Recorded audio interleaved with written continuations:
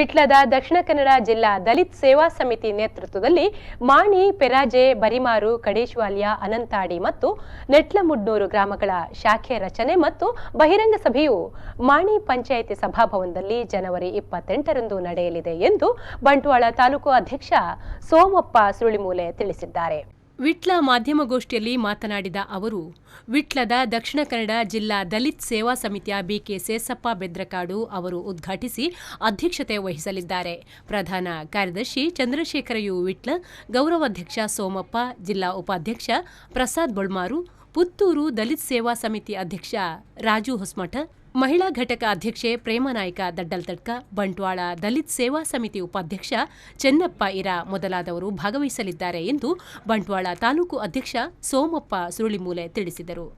ಕಡೇಶ್ವಾಲ್ಯ, ಅನಂತಾಡಿ ಮತ್ತು ನೆಟ್ಲಮುಡ್ನೂರು ಗ್ರಾಮಗಳ ಒಟ್ಟು ಎಲ್ಲ ಗ್ರಾಮಗಳನ್ನು ಸೇರಿಸಿ ಒಟ್ಟಿಗೆ ನಾವು ಅಲ್ಲಿ ಶಾಖೆ ರಚನೆ ಮಾಡಬೇಕು ಮತ್ತು ಒಂದು ಬಹಿರಂಗ ಸಭೆ ಮಾಡಬೇಕಂತ ನಾವು ತೀರ್ಮಾನಿಸ್ತೇವೆ.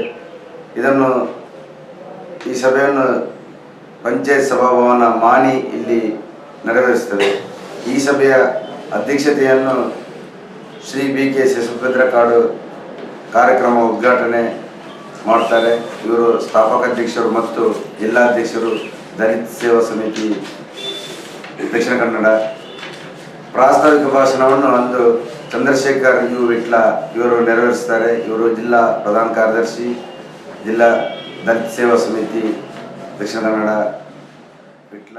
ಮಾಧ್ಯಮಗೋಷ್ಠಿಯಲ್ಲಿ ತಾಲೂಕು ಪ್ರಧಾನ ಕಾರ್ಯದರ್ಶಿ ವಿಕೆ ಪ್ರಸಾದ್ ಅನಂತಾಡಿ, ಮಹಿಳಾ ಘಟಕ ಅಧ್ಯಕ್ಷೆ ಪ್ರೇಮನಾಯ್ಕ ದಡ್ಡಲ್ತಡ್ಕ, ಪ್ರಧಾನ ಕಾರ್ಯದರ್ಶಿ ಮಾಲಶ್ರೀ ಪಿಲಿಂಜ, ಜಿಲ್ಲಾ ಸಂಚಾಲಕ ಗೋಪಾಲ್ ನೇರಳಕಟ್ಟೆ ಉಪಸ್ಥಿತರಿದ್ದರು.